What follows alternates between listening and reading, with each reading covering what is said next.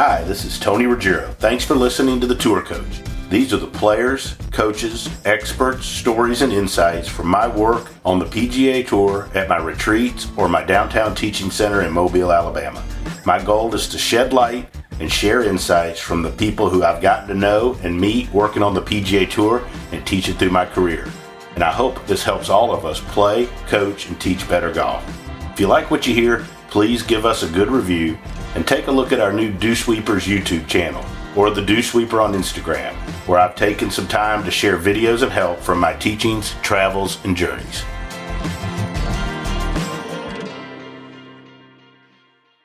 Joining me here on the Tour Coach, somebody I've been really excited about bringing on the pod here. Most people don't know this, but when I was a little kid, my grandfather retired to Pinehurst, and the first real golf I ever got to go watch was the World Amateur Championship at Pinehurst on, I believe it was number 2. I was a little kid, and I think 9 years old, and this gentleman was the winner there and was the first real golf, and I became an instant fan. He signed a golf ball for me. I was a little age, but Mr. Hal Sutton. Hal, thanks for taking time and joining me here, and that was a real cool thing as a little kid to go watch. You weren't obviously professional yet, but that was the first real golf I ever got to really see other than my grandfather's buddies who weren't that good. Well, that was a fun week. It capitalized a big year for me in 1980. Yep. So, I had a lot of success that year at Pinehurst because I won the North-South that year there. I won the U.S. Amateur there that year and then won the World Amateur after that. So Pinehurst was real good to Hal Sutton that year. You ought to be a member there. They ought to get you an honorary member. Pretty dang good. Yeah. And, for me, like Pinehurst, it's where my grandfather retired and I kind of learned to play. And it started my love for golf. And then, one of my biggest coaching moments, my first U.S. Open that I coached at was there. And then I coached the young man, Andy Ogletree, that won the U.S. Amateur there. So I've had some good things happen. But I always go back to kind of my love affair with golf started watching you play there at the World Amateur. Well, it's, the heart of golf in America, to me, doesn't get any better than Pinehurst. And I always felt like I was in golfer's heaven when I went to Pinehurst. Yeah, it's a neat place. So, obviously you've won the PGA Championship, you won the Players. I believe it's like 14 tour wins. I mean, now you've kind of transitioned to the instruction side, to, a different side of golf. I want to talk about what you take from your playing days to that. I'm kind of curious. And what do you think about, and the other part is, how is instruction different with the folks out there on tour versus how it was when you were playing? I think we've tried to take all of the gray that we can take out of instruction and turn it into black and white and numbers.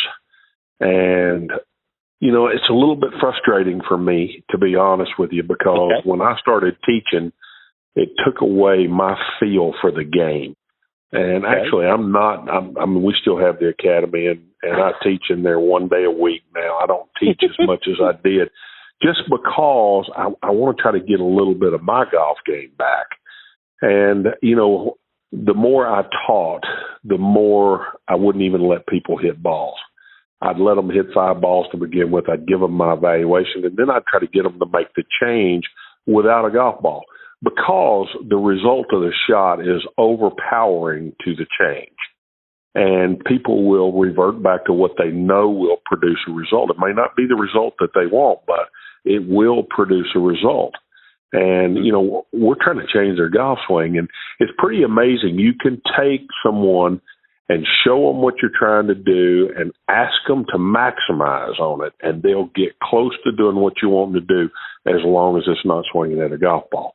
But the minute you say, okay, now move a golf ball over there and do it, they'll look like the same guy that they were when they walked in.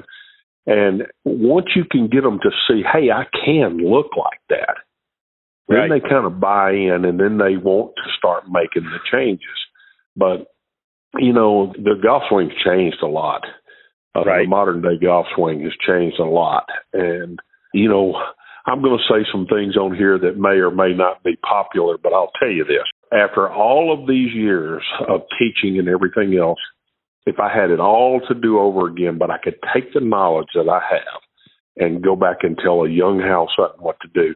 I wouldn't jump around and work with everybody looking for the Holy Grail, because the Holy Grail doesn't exist as far as golf is concerned.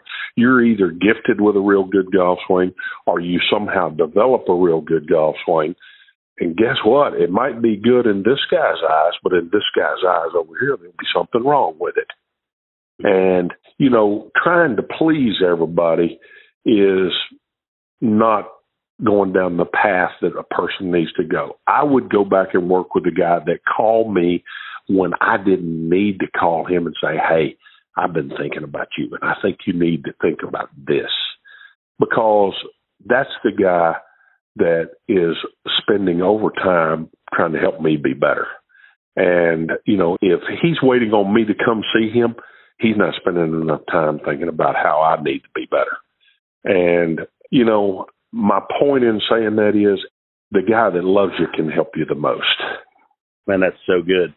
As a teacher coming up, and I've been fortunate to teach some good players, some tour guys, but, I've gone through some tough times where you get fired a bunch, Yeah. and people leave you, and how, like, I had, a guy I taught, played the Walker Cup, #1 amateur, and then gets, has some trouble, and boom, he goes to, somebody else has got a bunch of tour players. And I remember how much that hurt, right? Because, I was that kid since he's a little kid, and then he came back.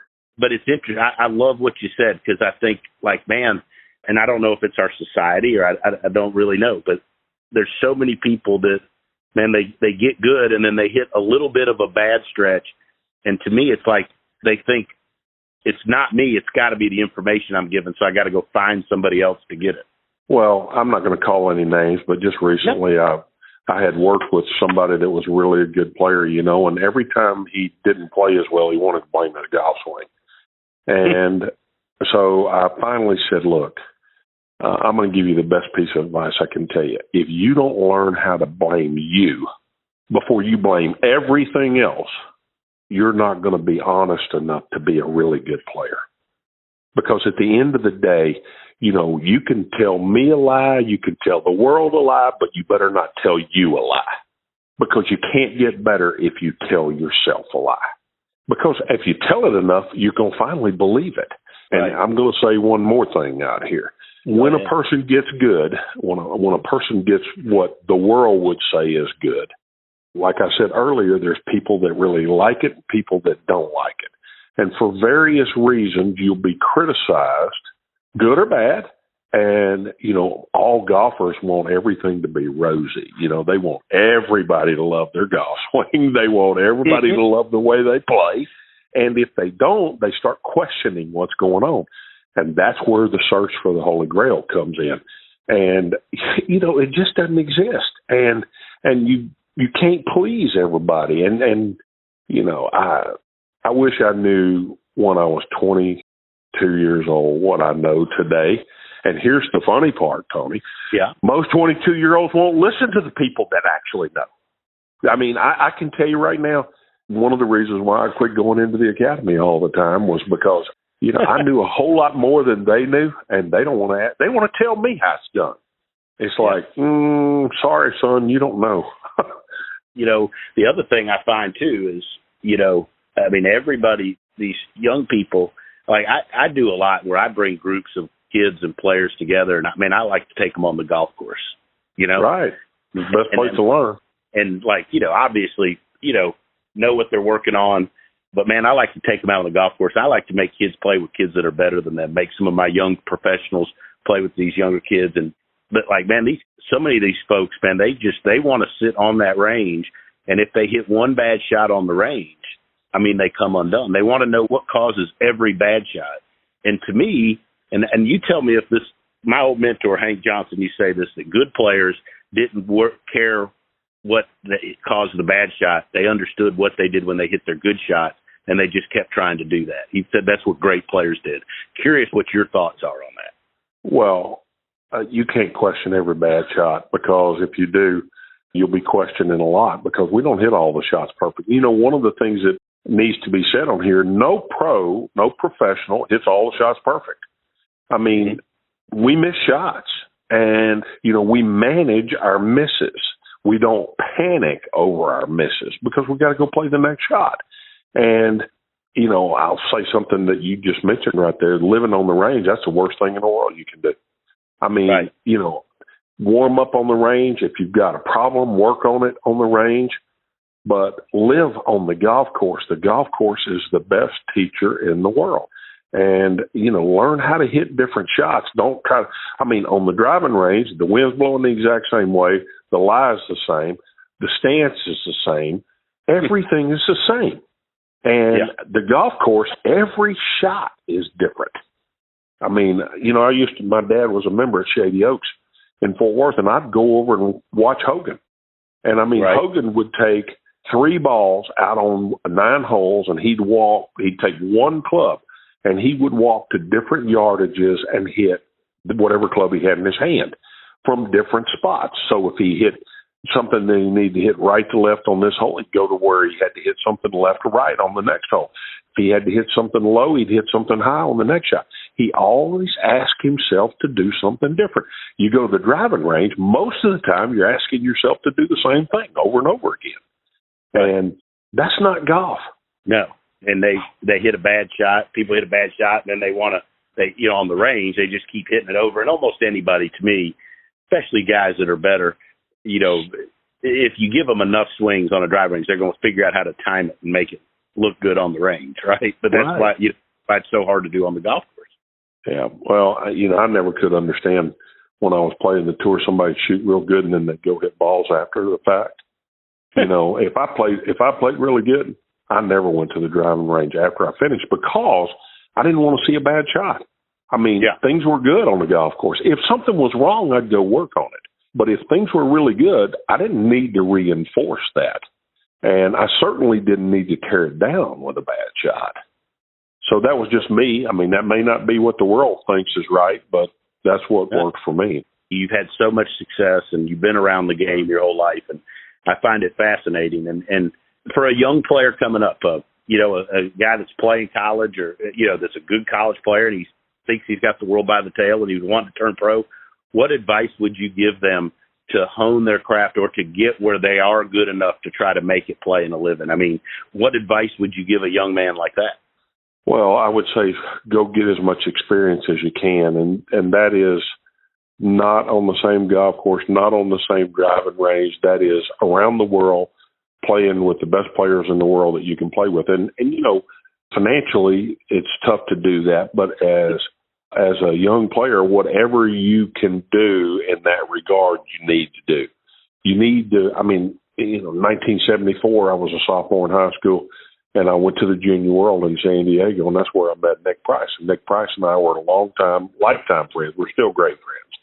And, you know, that friendship forced a long time ago. He beat my ass out there, and I still liked him, and I wanted to be his buddy, you know. And he was from Zimbabwe, and I was from Shreveport, Louisiana. But we met in the Junior World, and we were trying to beat one another. And that's what it takes. You know, I left there disappointed. I had a good friendship, but I was disappointed that I got beat. And, you know, you see what the other best players are doing, and you keep trying to elevate your game to be able to do those things. And, you know, you know, I used to say I was on the board of the tour, you know, and I'd say, you know, everybody talked about all the great players all the time. And I said, this is like acting. I said, the truth of the matter is you don't know who is the lead actor without the supporting actor being there. And so what I mean by that is you've got to go see what the best players in the world are doing so that you can become the lead actor. I mean, you can see where your deficiencies are and where they're really good, and then go work on it and hone it. It's interesting you brought up being an actor, and one of my students, and he's a good friend as well, Rick Lamb, you know, played on tours from Cord Ferry. He's a good friend of Paul Azinger, and Paul's helped him with his short game. And Paul talks to him about how the great players show up in character to play, and they're in character.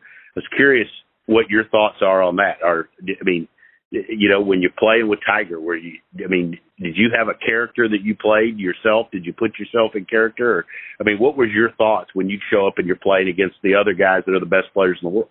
Well, I mean, to be honest with you, I just was truthful about who I was and who I could be. And, I played into my strengths and away from my weaknesses, and that's what I saw the best players in the world do. It wasn't that I was afraid to hit a shot that I was weaker at. It was just that I knew percentage-wise I wasn't going to be as good a player if I put myself in that position all the time. And let me share something with you. One of the greatest players of all time, maybe the greatest, Jack Nicklaus, played exactly the same way, into his strengths and away from his weaknesses. That's called managing what you have. The only guy that I ever saw play the game that didn't fear the next shot was Tiger Woods, because he had all of the next shots. He might not hit it, but in his mind, he knew he could hit the next shot, wherever it went. And that's a freedom that very few people have ever played with. And that's not, if you don't have that, no one else has ever had it, then you need to become a manager of your game, and you need to manage what you've got. But you've got to be honest with what you can and can't do. And, that goes back to what I said in the beginning. You cannot lie to yourself. You have to be honest with yourself.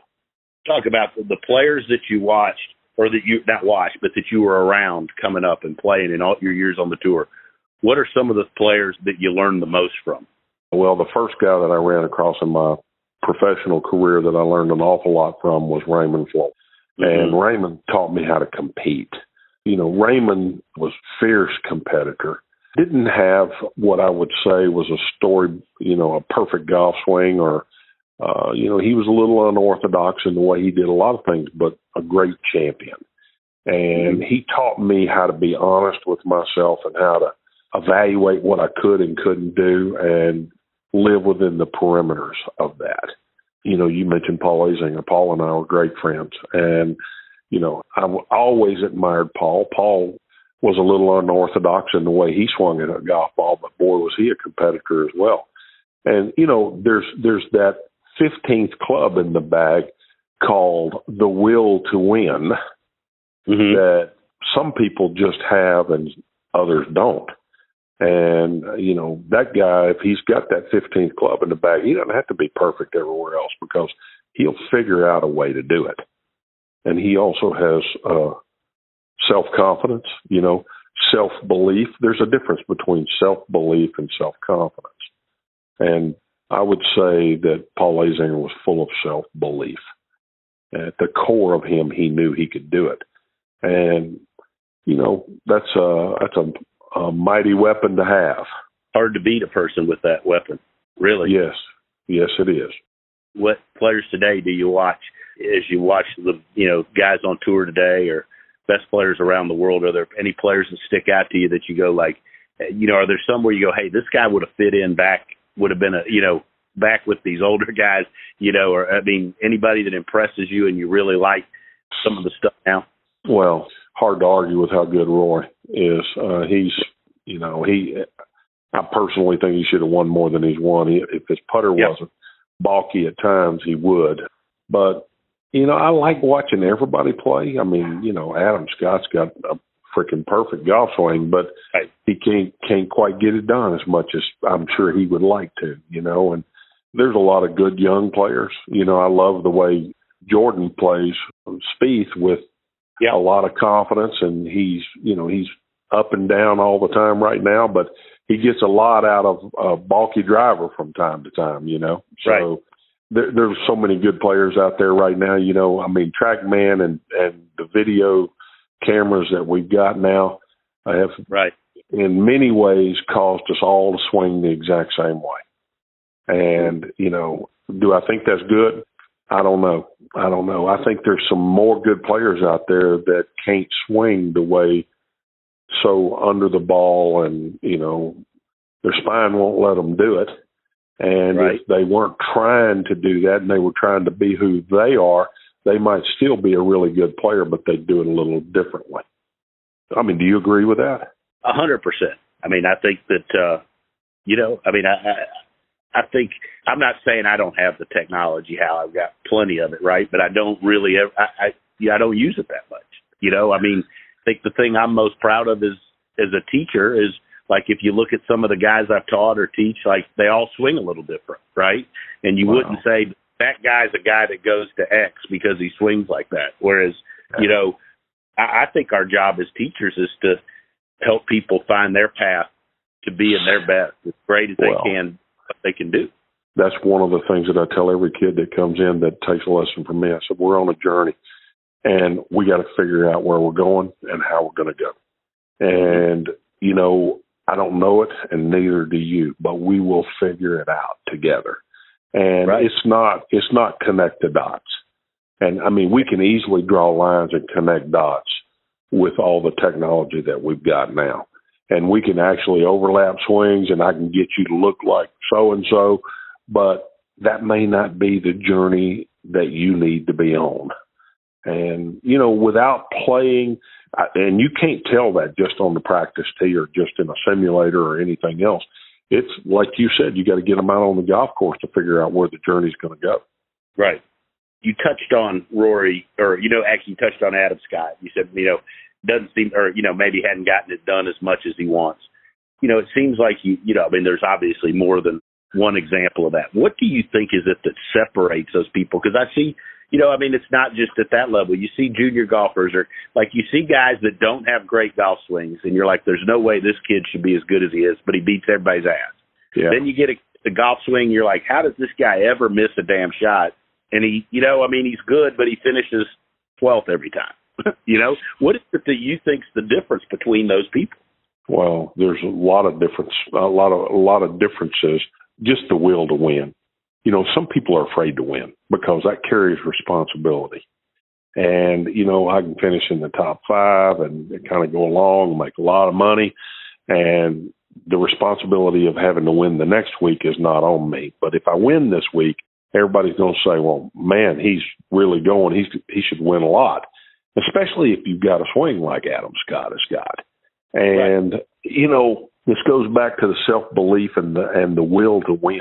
I mean, the people that I mentioned to you, Paul Azinger and Raymond Floyd, they didn't have picturesque golf swings, but they had a deep will to win at all costs. Is that just something they're born with, or could, like me as a coach, I love developing them, is that something you can develop in a player, or is it just something they have, or can you foster it maybe?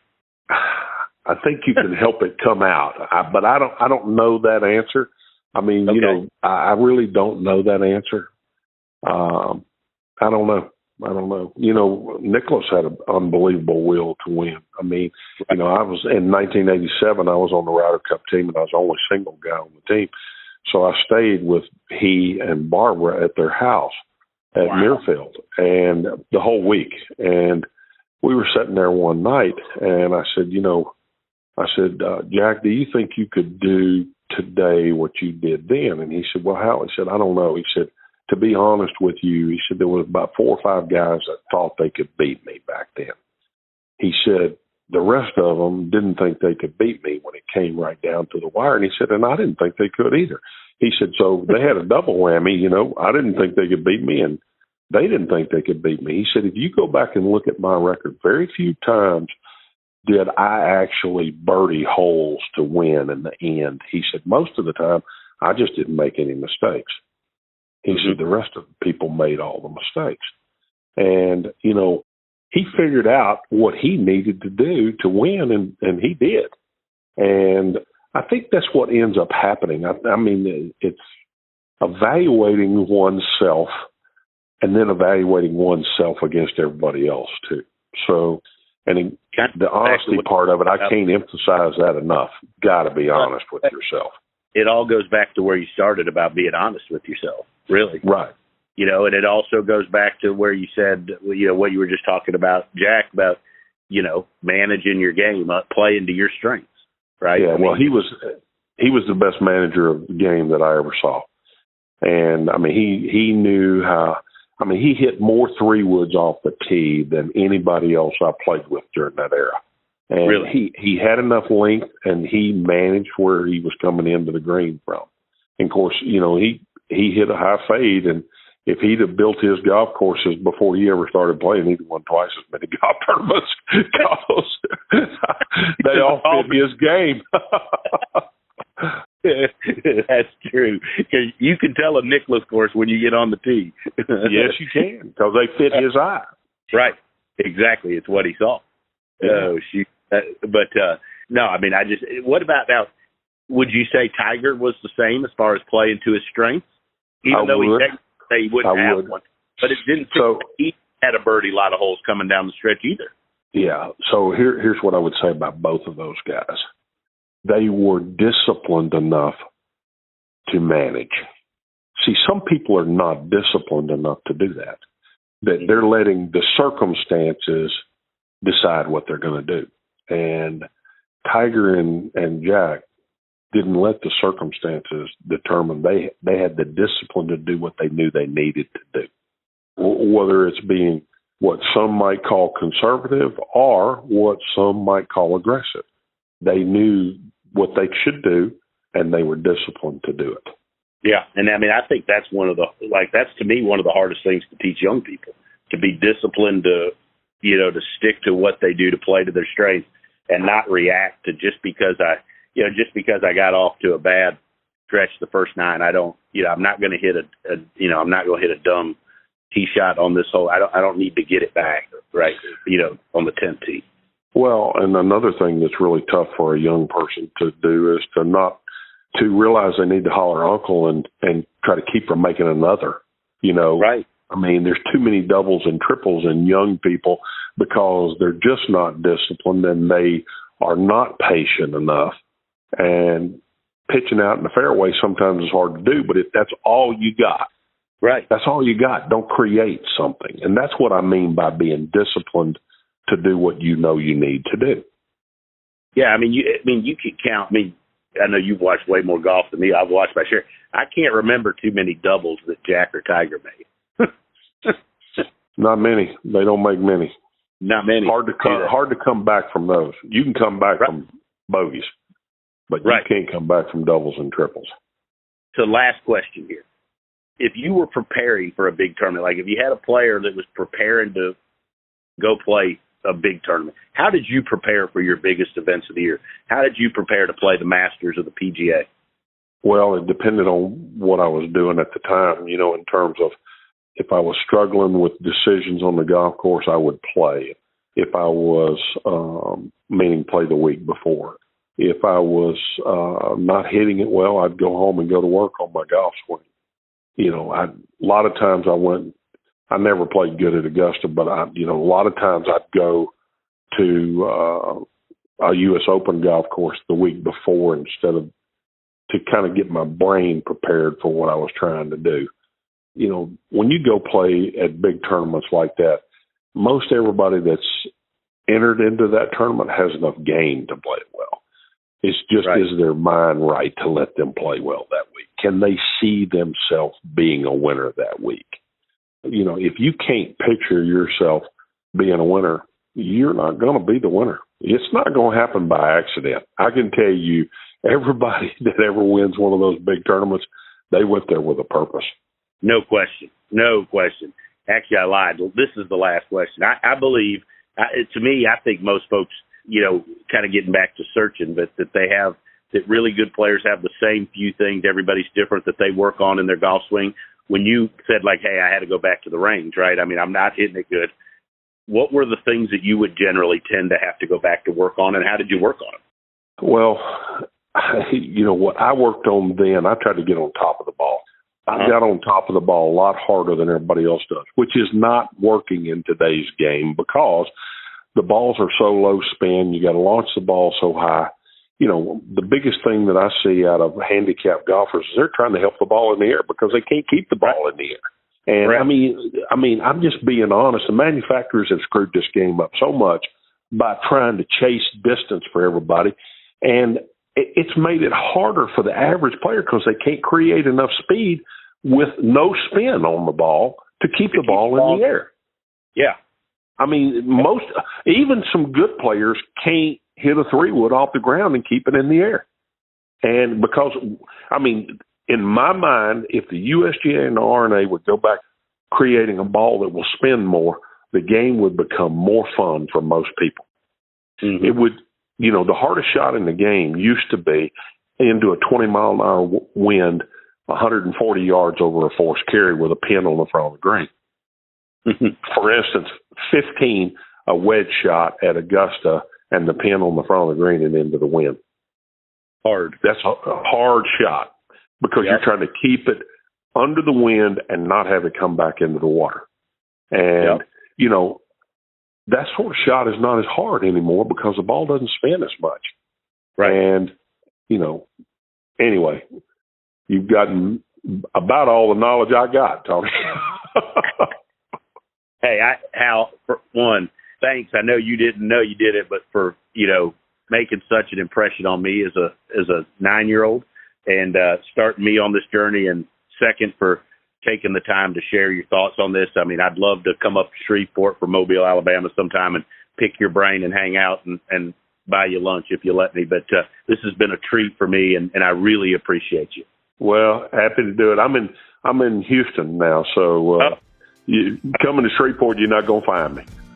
I mean, I'll go to Houston. I go there all the time, but I'll look you up. I really do appreciate you taking the time, and this has been awesome stuff. Happy to do it. Thanks for listening to this edition of the Tour Coach.